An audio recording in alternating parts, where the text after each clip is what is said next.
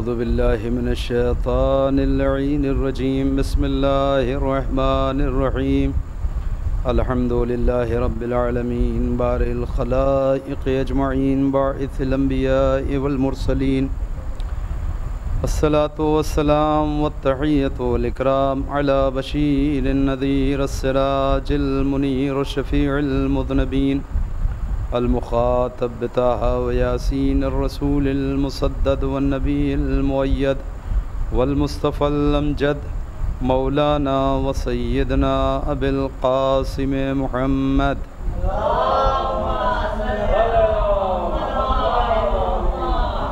وعلى آله الطيبين الطاهرين المعصومين المظلومين ولعنة الله على أعدائهم أجمعين من الآن إلى قيام يوم الدين أما بعد فقد قال حسين عليه الصلاة والسلام ألا إن الدي ابن الدي قد ركز بين الاثنتين بين السلة والزلة هيهات من الزلة صلوات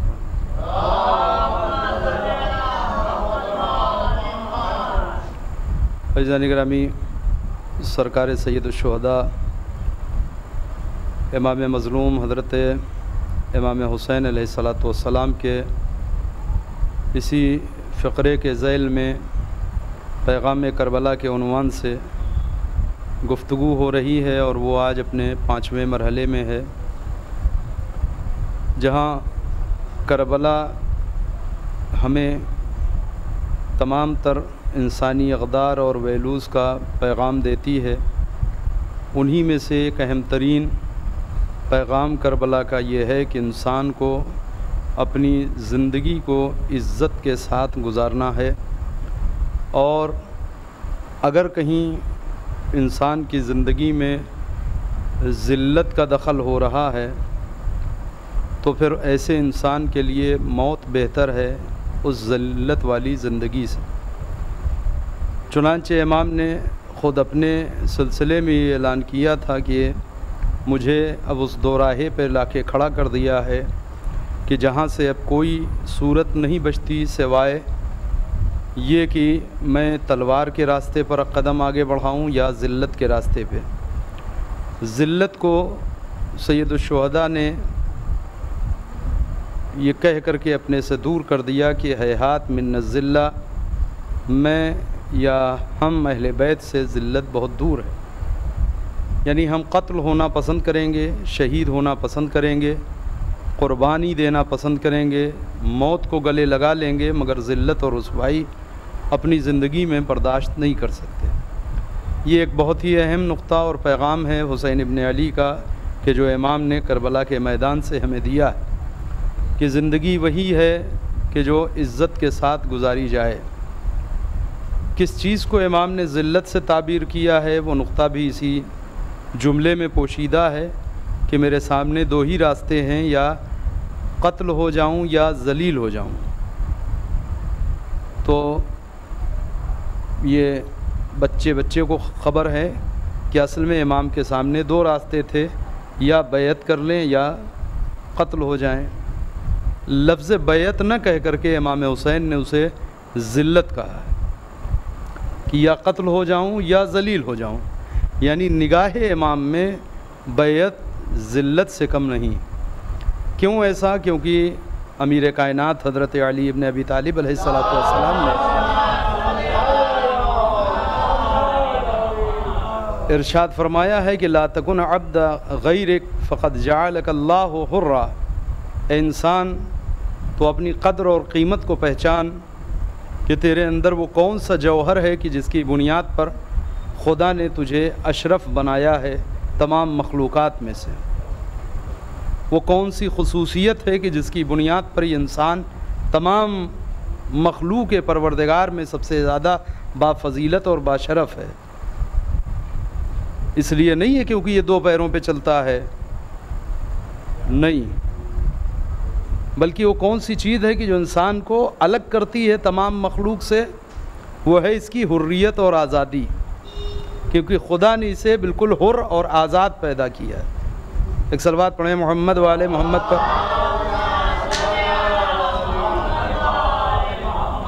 پروردگار عالم نے اسے آزاد پیدا کیا ہے. آزاد یعنی اسے خود اپنی مرضی کا مالک بنایا ہے, اسے خود مختار بنایا ہے. آزادی اس معاملے میں کہ جو چاہے وہ اپنی مرضی سے کر سکتا ہے. انسان کے علاوہ کسی دوسری مخلوق کو اللہ نے یہ مختاری نہیں دی, یہ آزادی نہیں دی. یعنی فرشتے اپنی مرضی سے جو چاہیں نہیں کر سکتے. جس فرشتے کو رکوع میں روک دیا قدرت نے وہ رکوع ہی میں رہے گا, جسے سجدے میں خلق کر دیا وہ سجدے ہی میں رہے گا. سجدے والا رکوع نہیں کر سکتا, رکوع والا سجدہ نہیں کر سکتا, قیام والا تسبیح نہیں پڑھ سکتا, تسبیح والا قیام نہیں کر سکتا. کیوں؟ اس لیے کہ معصوم تو ہے, مخلوق خدا تو ہے, معصوم ہونے کے باوجود یہ اپنے اندر کوئی مرضی اور خواہش نہیں رکھتا. یہ تابع ہے مرضی پروردگار کی, اور یہ تابعیت مجبوری والی ہے. یعنی اسے مجبور بنایا. ایسا نہیں ہے کہ چاہے تو سر بلند کر سکتا ہے مگر نہیں کرتا. جی ایسا نہیں ہے. فرشتہ چاہے بھی تو سر نہیں بلند کر سکتا. توجہ کریں, جانور کو جس ایک خاص ڈیزائن اور پروگرام کے تحت قدرت نے خلق کر دیا وہ اس سے 1 انچ نہ آگے جاتا ہے نہ پیچھے آتا ہے. جس درخت یا پیڑ پودے کو جس قانون کے تحت قدرت نے خلق کر دیا اس میں نہ کہیں کمی آتی ہے نہ کہیں اضافہ ہوتا ہے. جمادات, اینٹ پتھر زمین لوہا, جس کو جس حال میں خلق کر دیا, اپنی مرضی نہیں ہے ان مخلوقات کے پاس. چرند ہو, پرند ہو, حیوان ہو. انسان ایک ایسی مخلوق ہے کہ جسے قدرت نے آزاد پیدا کیا. آزاد یعنی اپنی مرضی کا تابع بنایا ہے, اس کے اندر خواہش رکھی, اسے خود مختار بنایا. اور اب چونکہ خود مختار ہے لہذا اچھے راستے پہ بھی جا سکتا ہے, غلط راستے پر بھی جا سکتا ہے. لہذا قدرت نے دوسرا انعام اور دوسرا لطف اس کے ساتھ یہ کیا کہ جب اسے خود مختار اور آزاد پیدا کیا تو اسے ہدایت کے لیے عقل جیسا چراغ دیا. کیوں؟ جانور کے یہاں ضرورت نہیں ہے. کیوں؟ ایک خاص پروگرام کے تحت خلق کر دیا گیا ہے. اسے کچھ نہیں سوچنا ہے, اسے اچھا اور برا دیکھنا ہی نہیں ہے. کیوں؟ اس لیے کہ ایک منظم زندگی کے تحت اسے اپنی زندگی کو صرف کر دینا ہے. مگر انسان کے سامنے سارے راستے کھلے ہیں, وہ ادھر بھی قدم اٹھا سکتا ہے, ادھر بھی قدم اٹھا سکتا ہے. لہذا اب ضرورت یہ ہے کہ اس کو ہدایت کے لیے ایک ہادی کی صورت میں عقل جیسی نعمت سے نوازا جائے. لہذا انسان کو عقل دیا. کیوں؟ اس لیے کہ اسے آزاد پیدا کیا گیا تھا. چنانچہ امیر کائنات یہ کہہ رہے ہیں لا تجعل, انسان خبردار اپنے آپ کو کسی کا غلام نہ بنا. ایک صلوات اور پڑھ دیں محمد وآل محمد. لا تجعل عبدا غیرک فقد جعلک اللہ حرا, کیونکہ خدا نے تجھے آزاد پیدا کیا ہے. انسان کا کمال اور انسان کا جوہر کیا ہے کہ قدرت نے اسے خود مختار پیدا کیا ہے. لہذا اللہ نے جو سرمایہ انسان کی حیثیت سے ہمیں دیا وہ ہماری حریت ہے, وہ ہماری آزادی ہے, وہ ہماری خود مختاری ہے. اب اگر اسی سرمایہ کو انسان کسی اور کے ہاتھوں میں رکھ دے کہ آج سے ہم آپ کی مرضی کے تابع ہیں, آپ کہیے گا تو اٹھیں گے, آپ کہیے گا تو بیٹھیں گے, آپ کہیے گا تو چلیں گے, آپ کہیے گا تو قیام کریں گے, آپ کہیے گا تو جو کچھ ہمارا ہے وہ اصل میں آپ کا ہے. اب اپنی کوئی مرضی نہیں, ہم آپ کی مرضی کے تابع ہیں, اسی کو بیعت کہتے ہیں. تو جو اصل سرمایہ انسانی تھا, انسان کا آزاد مزاج ہونا, جب اسی دولت کو آپ نے کسی اور کے ہاتھوں میں سونپ دیا تو اب کاہے کے انسان رہ گئے, کاہے کے اشرف رہ گئے, کاہے کے مسجود ملک رہ گئے, کاہے کے کائنات میں سب سے افضل رہ گئے. لہذا اب ایسی زندگی کہ جو اپنی حریت کسی اور کے ہاتھوں میں رکھ چکا ہو, اسی زندگی کے مقابلے میں اسے مر جانا بہتر ہے بجائے اس کے کہ ذلت والی زندگی گزار رہا ہو. ایک صلوات پڑھیں محمد وآل محمد. توجہ کریں. لہذا انسان کا کمال یہ ہے کہ قدرت نے اسے حر پیدا کیا ہے, آزاد پیدا کیا ہے, مگر انسان اسیر ہو جاتا ہے. جسے اللہ نے آزاد پیدا کیا ہے یہی اسیر بن کر کے زندگی گزارتا ہے. کیسے اسیر بنتا ہے؟ قید ہو جاتا ہے, کہیں اریسٹ ہو جاتا ہے, قید خانے میں رہتا ہے, یہ اسیر ہے کیا؟ نہیں. جب قید ہو گیا, ہتھکڑی پڑ گئی مثلاً, تو یہ اس کا جسم اسیر ہے. کہیں جیل میں ہے اگر کوئی تو جسمانی اعتبار سے اسیر ہے, مگر اپنی روح اور اپنی فکر کے اعتبار سے یہ جیل کی سلاخوں کے پیچھے بھی اگر چاہے تو آزاد رہ سکتا ہے. توجہ کریں آپ. اصل میں انسان جو اسیر ہوتا ہے وہ کیسے ہوتا ہے؟ سماج کا اسیر ہوتا ہے, رسم و رواج کا قیدی ہوتا ہے, خاندانی طور طریقے کا اسیر ہوتا ہے. اور اس کو اگر چیک کرنا ہو تو آپ بہت آسانی سے دیکھ سکتے ہیں, ادھر ادھر جانے کی ضرورت ہے, اپنے گھر میں دیکھ لے, اپنے گریبان میں انسان دیکھ لے. ایک طرف حق ہے, ہمیں سمجھ میں آ رہا ہے کہ یہ بات حق ہے, درست یہ ہے, صحیح راستہ یہ ہے, ہمیں سمجھ میں آ رہا ہے. دوسری طرف ایک اور راستہ ہے اسی کے مقابلے میں, عقل خوب اچھی طرح سے جانتی ہے کہ یہ غلط ہے, یہ صحیح ہے اور یہ غلط ہے. مگر مشکل کہاں پیدا ہوتی ہے؟ تو صاحب ہم جانتے ہیں مولانا صاحب بات آپ کی درست ہے, ہمیں بھی معلوم ہے, مگر اب کیا بتائیں, ہمیشہ سے ایسے ہی ہوتا رہا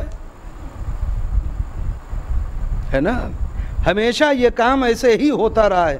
لہذا حق کو حق جاننے کے باوجود غلط کام اس لیے کر رہا ہے کیونکہ ہمیشہ سے ہو رہا ہے. یہ کام ہوتا ہے یا نہیں ہوتا ایسا؟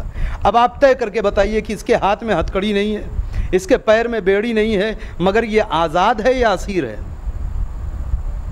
یہ آزاد ہے یا قیدی ہے؟ یہ رسم و رواج کا قیدی ہے, یہ آزاد نہیں ہے. توجہ کریں آپ. یہ انسان بظاہر یہ سمجھ رہا ہے کہ میرے ہاتھ پیر کھلے ہیں, نہ رسی بندھی ہے, نہ ہتھکڑی لگی ہے, نہ پیر میں بیڑی پڑی ہے, مگر اصل میں بیڑی پڑی ہوئی ہے اس کے پیروں میں, ایسی بیڑی کہ جو نظر نہیں آ رہی ہے. توجہ کریں.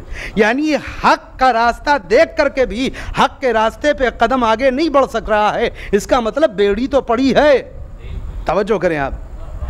باطل کو باطل ماننے کے باوجود یہ باطل کے راستے پہ چل رہا ہے, یعنی یہ انسان آزاد نہیں ہے, اسیر ہے. توجہ کریں آپ. تو انسان اپنے آپ کو خود اسیری میں دے دیتا ہے, فکری اعتبار سے اسیر ہوتا ہے. مثلا کسی انسان سے بہت زیادہ مرعوب ہو گیا ہے, کسی حوالے سے بھی, اب انہوں نے جو فرما دیا, اس کی عقل میں آئے نہ آئے, صحیح ہو غلط ہو, خود اپنی عقل کہہ رہی ہے کہ یہ بات سمجھ میں نہیں آ رہی ہے, کیسے انہوں نے کہہ دیا, مگر چونکہ فلاں صاحب نے کہا ہے لہذا اب یہ مانے بیٹھا ہے. یہ فکری عقلی اعتبار سے اسیر ہے, قیدی ہے. توجہ کریں. اپنی فکر کے مطابق اپنی زندگی کو نہیں گزار رہا ہے. توجہ. بہت سے ایسے لوگ ہوتے ہیں کہ سماج کی غلط رسم و رواج کی بیڑیوں کو توڑ کر کے قدم اٹھاتے ہیں اور کامیاب ہوتے ہیں, سماج ہی کو اپنے راستے پر لے آتے ہیں. یہ آزاد انسان ہے. توجہ کریں آپ. اصل میں یہی آزاد انسان ہے, اصل میں یہی حر ہے. توجہ کریں آپ. حر یعنی آزاد. ایک منزل وہ آئی کہ جس وقت قافلے حسین ابن علی آگے بڑھنا چاہتا ہے اور حر نے آگے بڑھ کر کے لجام فرس حسین ابن علی پہ ہاتھ ڈال دیا ہے نا. امام نے کیا فرمایا؟ تیری ماں تیرے ماتم میں بیٹھے.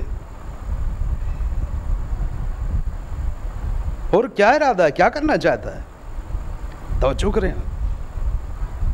کیوں بھائی؟ ماں نے سکھایا تھا کہ جب جوان ہو جانا اور بازوؤں میں قوت آ جائے تو امام وقت کے لجام فرس پہ ہاتھ ڈال دینا. ماں نے تربیت کی تھی ایسی. مولا جو کہنا ہے آپ حر کو کہیے, ماں کو کیوں کہہ رہے ہیں؟ توجہ. مگر ایک دن آیا کہ جب حر نے اپنی حریت دکھائی اور اس بڑے لشکر کا حصہ ہونے کے باوجود کہ جس کے پاس تمام تر آسائشیں تھیں, ساری بیڑیوں ساری زنجیروں کو توڑ کر کے حر حق کے راستے پہ چلے آئے. انتظار نہیں کیا کہ کوئی اور میرے ساتھ چلے, کوئی اور آگے بڑھے, یہ کام پہلے کوئی اور کر دے تب ہم آگے بڑھیں. اب جب حر آئے ہیں حسین ابن علی کی طرف تو اب پھر امام نے وہی فقرہ دہرایا, لہجہ اب انداز بدل گیا. تیری ماں نے کتنا اچھا تیرا نام حر رکھا تھا. توجہ. یعنی اب اس نے اپنے نام کا اثر دکھایا ہے. کیا مطلب ہے اس کا؟ کل بھی تو اس کے ہاتھوں میں ہتھکڑی نہیں تھی، کل بھی اس کے پیروں میں بیڑی نہیں تھی، آج بھی اس کے ہاتھوں میں ہتھکڑی بیڑی نہیں ہے، تو کل بھی یہ حر تھا، آج بھی حر ہے۔ مگر امام کہہ رہے نہیں، کیا خوبصورت تیری ماں نے تیرا نام حر رکھا تھا۔ یہ پہلے والے جملے سے اس کو ملائیے، تیری ماں تیرے ماتم میں بیٹھے، کہنا کیا چاہتے ہیں؟ یعنی تجھ جیسا اسیر انسان جو فکری اعتبار سے اسیر ہے، جو دوسرے کی بیعت میں زندگی گزار رہا ہے، ایسے انسان کا نام آزاد کیسے رکھ دیا تیری ماں نے؟ توجہ۔ مگر جب یہ ساری بیڑیاں توڑ کر کے حر حق کے راستے پر آ گیا تو اب امام ماں کو دعا دے رہے ہیں کہ تیری ماں نے کتنا اچھا تیرا نام حر رکھا تھا، یقیناً تو دنیا میں بھی آزاد ہے، آخرت میں بھی آزاد ہے۔ صلوات پڑھیں محمد والے محمد۔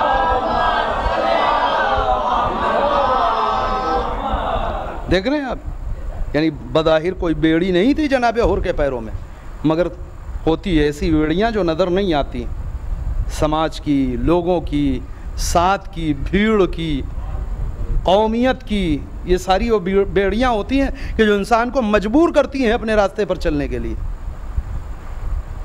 آپ یقین جانیں کہ مقتل کی کتابوں میں بہت سارے ایسے واقعات ملتے ہیں کہ جب کربلا کے واقعے کے بعد بہت سارے سپاہی جب سب واپس ہوئے تو ان میں سے اکثر وہ تھے جو کہہ رہے تھے کاش حر نے جانے سے پہلے ایک بار بتایا ہوتا، کاش حر نے ہمیں بھی بتایا ہوتا تو ہم بھی حر کے ساتھ چلے گئے ہوتے۔ توجہ کریں آپ، اور یہ غلط نہیں کہہ رہے ہیں کہنے والے، جو لوگ یہ بات کہہ رہے ہیں وہ بالکل صحیح کہہ رہے ہیں۔ کیوں ایسا؟ کیونکہ ان کا دل جانتا تھا کہ حق پہ حسین، ان کا ضمیر جانتا تھا کہ حق پہ حسین، وہ تمام تر دلائل کے ساتھ جانتے تھے کہ حق پہ حسین ہے۔ پھر مشکل کیا تھی؟ وہی سماجی بیڑی، جیسے ہم منتظر ہوتے ہیں نا کہ ٹھیک ہے یہ رسم شادی میں، بیاہ میں، مرنے میں، جینے میں ہوتی چلی آ رہی، صاحب ہم نہیں کریں گے تو لوگ کیا کہیں گے، لیکن ہم بھی انتظار میں ہوتے ہیں کوئی دوسرا کر دے تو ہم اس کے پیچھے ہو لیں، یہ کام کوئی دوسرا کر دے، اس کو توڑ دے، اس کو صحیح کر دے تو ہم بھی سیدھے سیدھے اس کے پیچھے لگنے کے لیے تیار ہیں۔ یہ جو لوگ تھے یہ بھی اسی مزاج کے تھے۔ کیا کہہ رہے ہیں کہ اگر حر نے جانے سے پہلے بتایا ہوتا تو ہم بھی چلے گئے ہوتے حسین کی طرف۔ صحیح کہہ رہے ہیں بالکل۔ کیوں؟ اس لیے کہ جانتے تھے کہ حق پہ حسین ہے، ہم جہاں کھڑے ہیں سوائے جہنم کے اور کچھ مقدر نہیں ہے، مگر مشکل یہ تھی کہ اسی انتظار میں تھے کہ پہلے کوئی آگے بڑھے تو ہم بڑھیں، پہلے کوئی آگے چلے تو ہم چلیں۔ حر کا کمال یہ نہیں تھا، میں ایک جملہ کہہ رہا ہوں، حر کا کمال یہ نہیں تھا کہ وہ حق کو پہچان گئے، نہیں، حق کو تو بہت سے نے پہچانا، حر کا کمال یہ تھا کہ وہ کسی کے انتظار میں نہیں تھے کہ کوئی آگے بڑھے تو ہم پیچھے چلیں۔ توجہ کریں آپ، ایک صلوات پڑھیے محمد والے محمد پر۔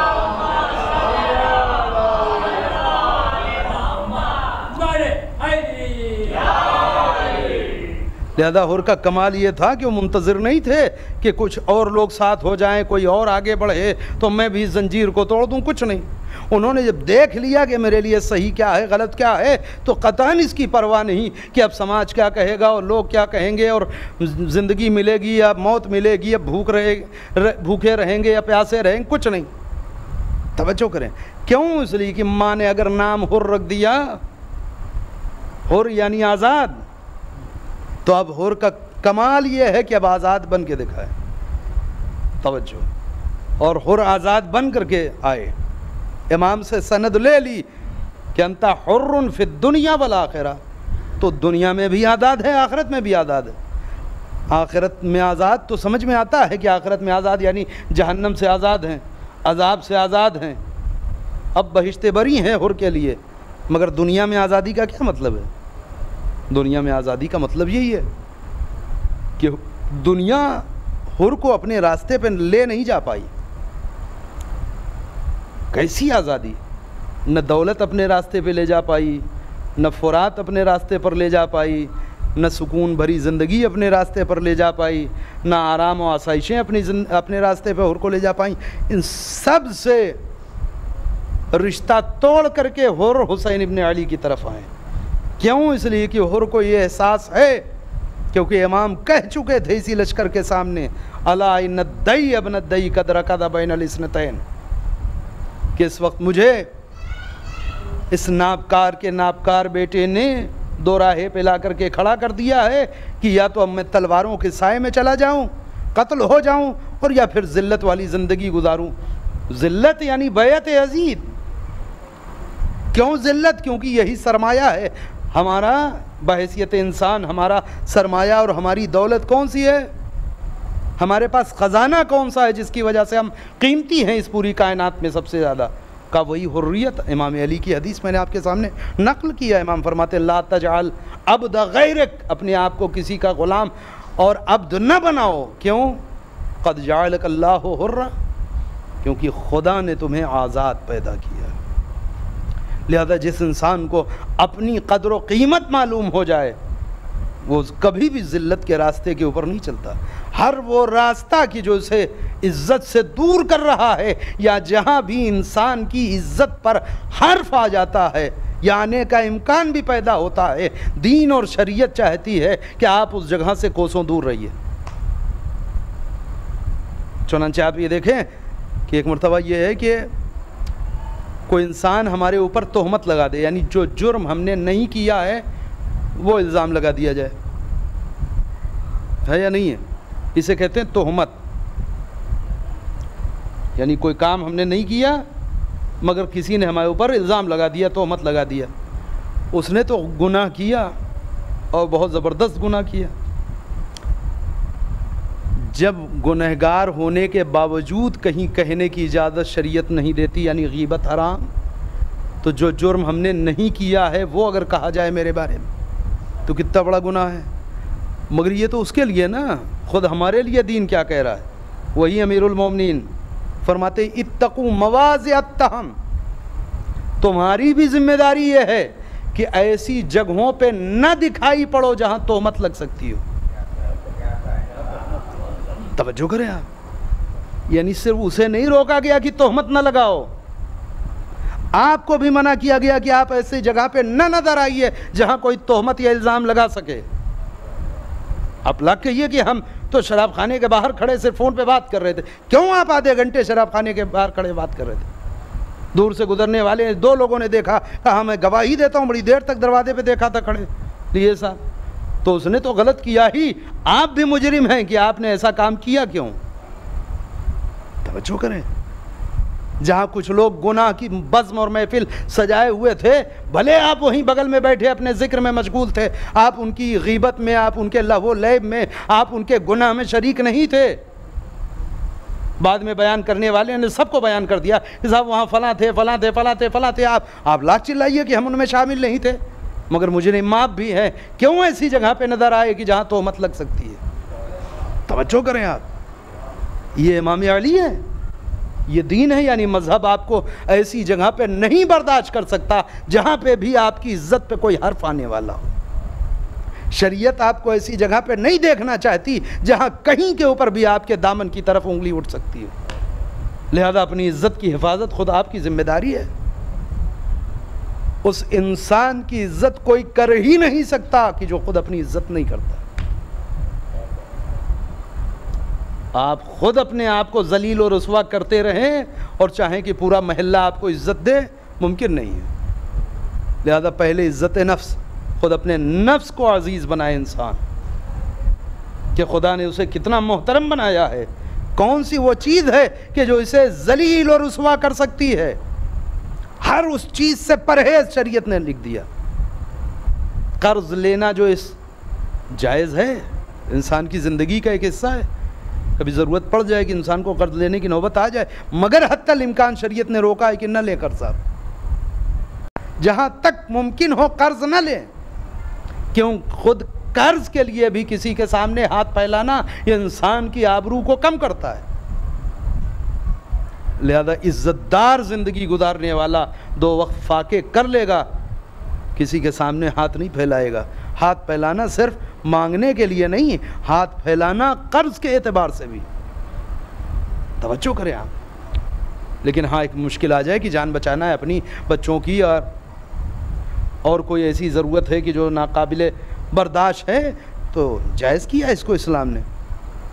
ہاں آپ قرض دینے والوں کے لیے شرائط بیان کیے کہ اتنی جلدی اس کی وہ پوری کرو کہ وہ بار بار ایک بات کہہ کر کے ذلیل نہ ہوتا رہے.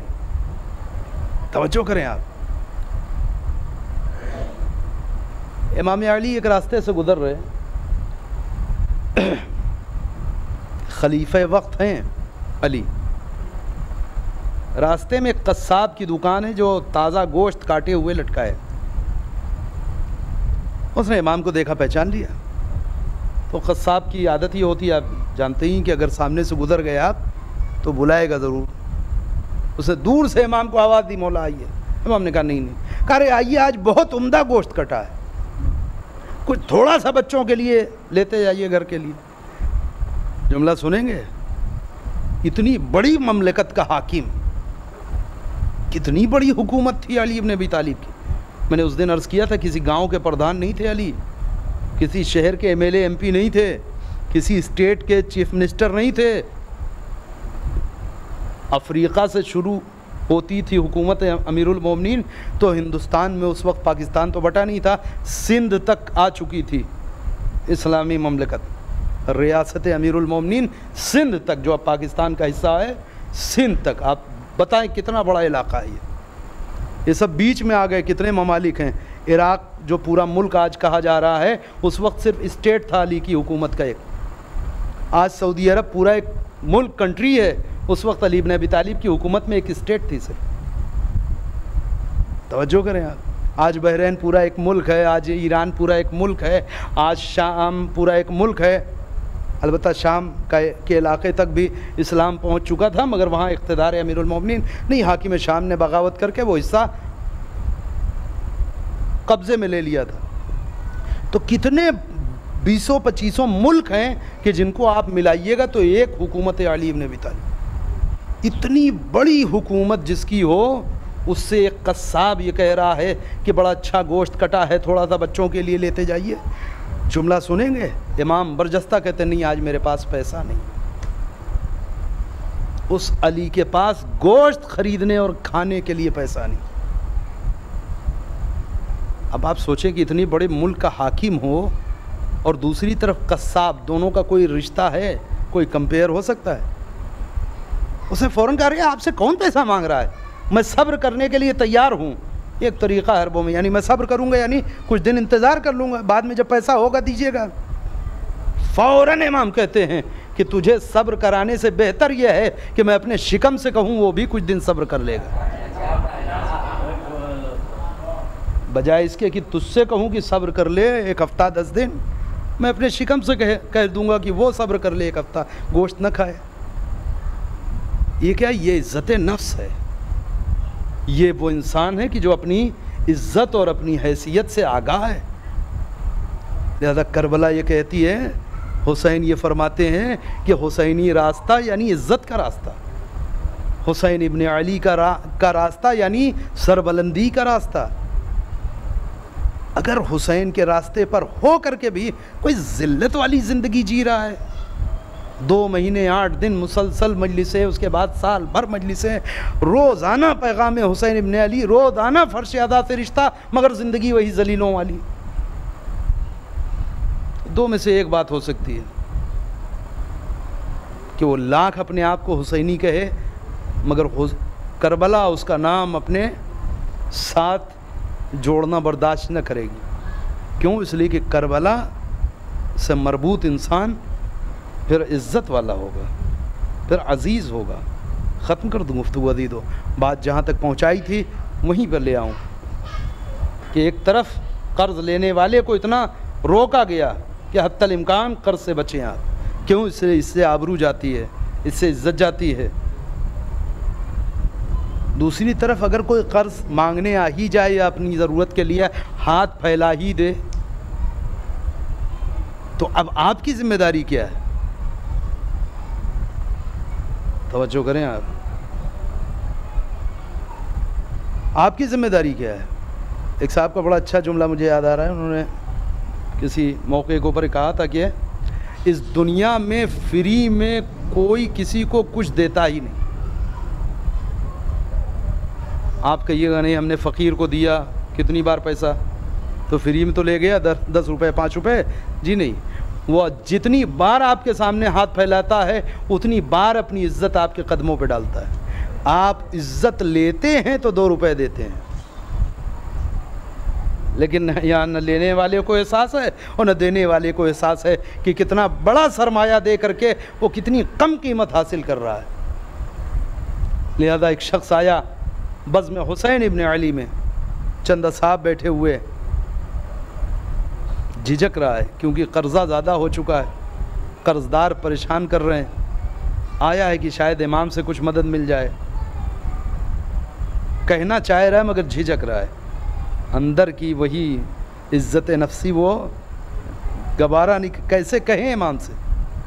امام نے چہرہ دیکھا، پڑھ لیا، اتنے لوگ بھی بیٹھے ہیں، اس سے پوچھ بھی نہیں سکتے، سب جان جائیں۔ امام نے اس سے کہا بھائی تیری جو ضرورت، جو مشکل ہے، جس مقصد سے آیا ہے، بجائے کہنے کے لکھ کے دے دے۔ اس نے جلدی جلدی لکھا کہ مولا میں اتنے پیسوں کی سخت ضرورت ہے، اتنے قرض دار ہیں میرے، 500 درہم غالباً، اور قرض دار پریشان کر رہے ہیں، اگر آپ سے کچھ ہو سکے تو مدد کر دیں۔ توجہ، امام نے پڑھا، خاموشی سے رکھ لیا، بس میں جو لوگ بیٹھے ہیں کسی کو خبر نہیں۔ اٹھ کر کے امام اندر گئے اور اندر سے اس شخص کو آہستہ سے دروازے پہ بلایا، دروازے کے پیچھے چہرہ کر کے صرف ہاتھ نکال کر کے حسین ابن علی نے اسے 1000 درہم کی تھیلی دے دی۔ توجہ کریں آپ، کچھ لوگوں نے دیکھا کہ امام نے کچھ اسے عطا کیا، جب وہ چلا گیا اس کے بعد کا یہ فقرہ ہے، مگر اس سے پہلے سن لیں کہ وہ کبھی ان ہاتھوں کو دیکھتا ہے، کبھی اس پیسے کو گنتا ہے۔ مولا مجھے تو ضرورت 500 درہم کی تھی، یہ 500 تو تیری ضرورت تھی جو تو نے کہا، مگر وہ جو آبرو ریزی تیری ہوئی ہے اس کی قیمت کہاں ہے؟ امام نے ابھی چہرہ سامنے نہیں کیا، کہیں نظروں سے نظریں ملے تو یہ شرمندگی نہ محسوس کرے۔ کہتے ہیں وہ زارو زار رونے لگا۔ کسی نے آگے بڑھ کے پوچھا بھائی تیری حاجت پوری ہو گئی؟ امام نے دے دیا، دعا دے، خوش ہو، خدا کا شکر ادا کر، آگے بڑھ، یہاں رونے کی کیا ضرورت ہے؟ جملہ سنیے، کہتا کیا ایسا ہاتھ بھی کبھی خاک کے نیچے جا سکتا ہے؟ کیا مطلب ہے اس کا؟ اس جملے کا مطلب کیا ہے؟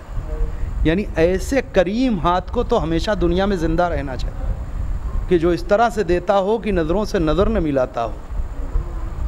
میرا دل چاہتا ہے مولا ہاتھوں کو جوڑ کے فقرہ کہیں آقا، جو امام اتنا غیور اور غیرت مند ہو کہ اسے سائل کو کچھ دینے میں شرم آتی ہو کہ کہیں وہ شرمندہ نہ ہو، اس امام کو کچھ مانگنے میں کتنی شرم آئے گی؟ اور وہ بھی اگر کبھی چند گھوٹ پانی مانگنا ہو، وہ بھی 6 ماہ کے بچے کے لیے مانگنا ہو، اس حسین کے لیے کتنا سخت ہے یہ مرحلہ کہ جو حسین دوسروں کو دینے میں اس قدر اس کی آبرو اور حرمت کا خیال رکھتے ہو۔ جزاکم اللہ۔ ختم دعا اور 2-4 فقرے، مجلس تمام مزید ہو۔ آج 5 محرم ہو گئی، ایام اعضاء بڑی تیزی سے گزر رہے ہیں، محرم کے دن بہت تیزی سے جا رہے ہیں، آج 5 دن کم ہو گئے۔ اللہ اکبر۔ حسین جو قافلہ اپنے ساتھ لے کر کے چلے ہیں، اس میں جہاں جوان ہیں، اس میں جہاں بزرگ ہیں، وہیں اس قافلے حسینی میں ننھے بچے بھی ہیں، 6 ماہ کا بچہ بھی ہے، 10 برس کا بچہ بھی ہے، 13 برس کا بچہ بھی ہے، 18 برس کا جوان بھی ہے، 32-34 برس کے افراد بھی ہیں۔ ایک مجموعہ ہے، گلدستہ ہے کہ جو حسین اپنے ہمراہ لے کر کے آ رہے۔ مدو فقرہ عزیزو آپ کے سامنے پڑھیں، کربلا کی آمادگی کتنے پہلے سے ہو گئی تھی۔ علی ابن ابی طالب کو خدا نے جہاں امام حسن و حسین جیسے بیٹے دیے تھے، وہیں زینب و ام کلثوم جیسی بیٹیاں بھی دی تھیں۔ کہتے ہیں جب جناب زینب کی شادی کا وقت قریب آیا تو جناب عبداللہ نے خواستگاری کی، رشتہ بھیجا۔ امام علی نے قبول تو کیا مگر شرط ایک لگا دی کہ عبداللہ تمہارا رشتہ قبول ہے مگر ایک شرط ہے۔ کہا آقا حکم کیجئے، آپ امام ہیں۔ کہا نہیں، شرط یہ ہے کبھی اگر ایسا موقع آ جائے کہ حسین مدینہ چھوڑنے لگے تو تم مجھ سے وعدہ کرو کہ زینب کو روکو گے نہیں۔ جناب عبداللہ نے وعدہ کر لیا کہ آقا شہزادی خود مختار ہوں گی۔ زمانہ گزر گیا، علی بن ابی طالب اس دنیا سے رخصت ہو گئے، امام حسن بھی شہید ہو گئے۔ 28 رجب آئی، اب حسین مدینہ چھوڑ رہے ہیں۔ اللہ اکبر۔ جناب زینب بھی چلنا چاہتی ہیں، امام کہتے ہیں نہیں، تمہارے شوہر ہیں، ان کی اجازت کے بغیر نہیں۔ جناب زینب آئیں، سر جھکا کے بیٹھی ہیں۔ اللہ اکبر۔ عبداللہ، زینب نے آج تک تم سے کوئی سوال نہیں کیا، مگر آج زینب کچھ لینے آئی ہے۔ کیا شہزادی کہیں، کیا کہنا چاہتی ہیں؟ کیا تمہیں خبر ہے کہ بھیا وطن چھوڑ رہے ہیں؟ کہا مجھے خبر ہے، اور میں خود اگر علیل نہ ہوتا تو ساتھ جاتا۔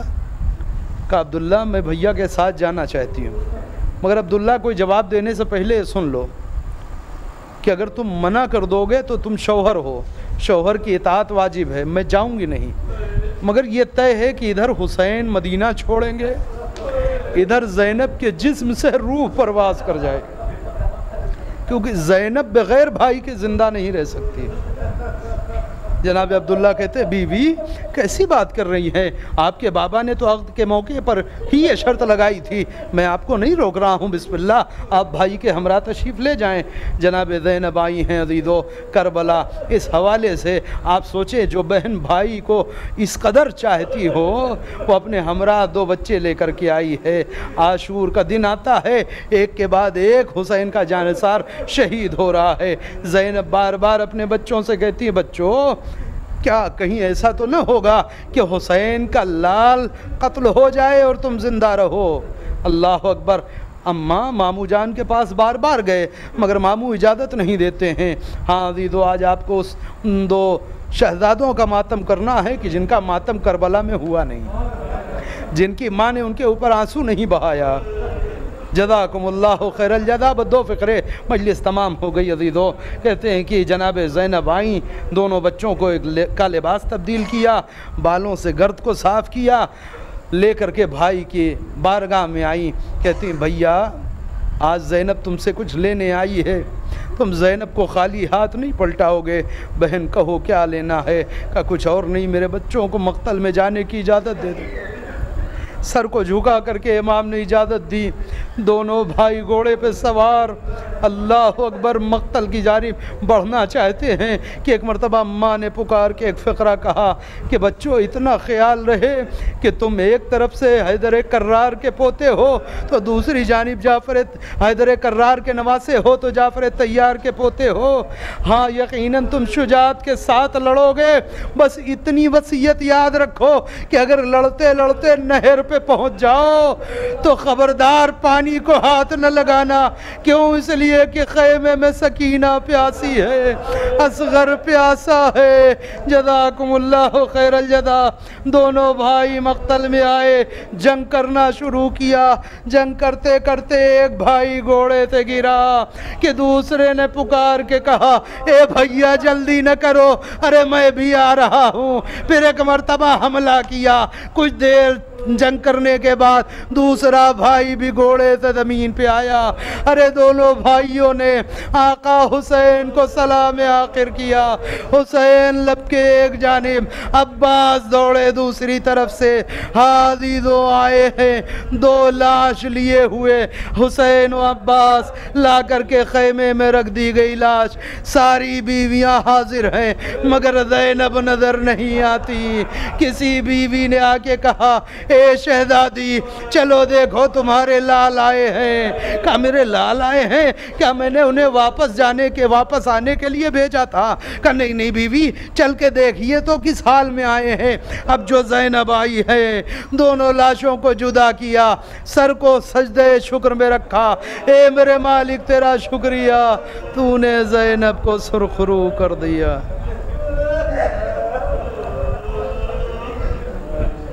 اللہ لعنت اللہ القوم الظالمین، ربنا تقبل منا انک انت السمیع العلیم۔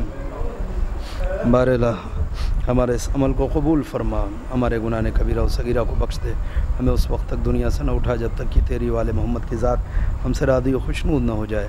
پروردگار پوری دنیا میں جہاں کہیں بھی محبان اہل بیت بستے ہیں، ان سب کی جان مال عزت و آبرو کی حفاظت فرما۔ پروردگار وارث کربلا منتقم خون حسین ہمارے زمانے کے امام کے ظہور میں تعجیل فرما، ہم سب کو ان کے اعوان و انصار میں شریک فرما۔ ربنا تقبل منا انک انت السمیع